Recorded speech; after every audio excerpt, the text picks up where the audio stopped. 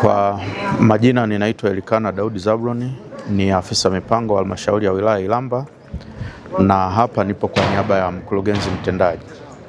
Sisi kama halmashauri, agenda hii ya kutumia nishati safi tumeipokea na tunaendelea kutekeleza kwa vitendo kwa ajili ya kuunga mkono juhudi za Mheshimiwa Rais.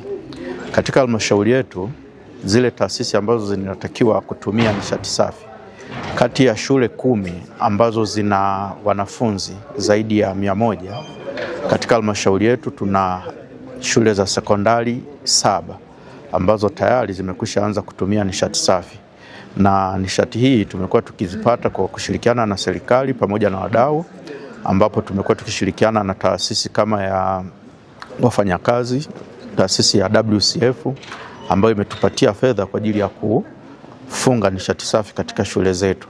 Hivyo tunaendelea kutumia nishati safi kwa ajili ya kuboresha na kuunga mkono jitihada za Mheshimiwa Rais. Aidha, katika shule zetu tumekuwa tukiona kwa kweli mabadiliko kutoka katika hatua ya awali ambapo ilikuwa ikitumika nishati ambayo sio safi, na sasa ambapo tunatumia nishati safi, ambapo muda wa maandalizi ya chakula umekuwa ni muda mchache, lakini pia na mazingira katika shule zetu yameendelea kuboreka.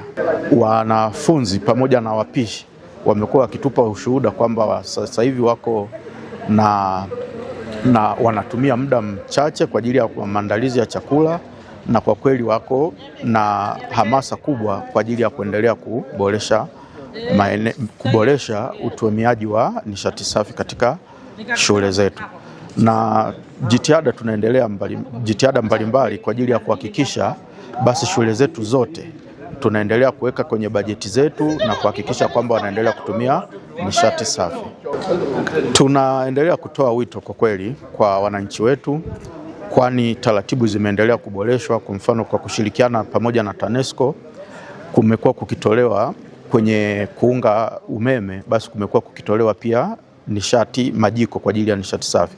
Kwa hiyo tunaendelea kuwahimiza wanapoendelea kuunganisha umeme katika nyumba zao, basi wahakikishe pia wanapokea majiko hayo na kuyatumia, kwa sababu kuyapokea peke yake bila kuyatumia haitawezesha kutusaidia kufikia asilimia zile. Inapofika 2034 basi tuwe tuna asilimia 80 katika kutumia nishati safi nchini.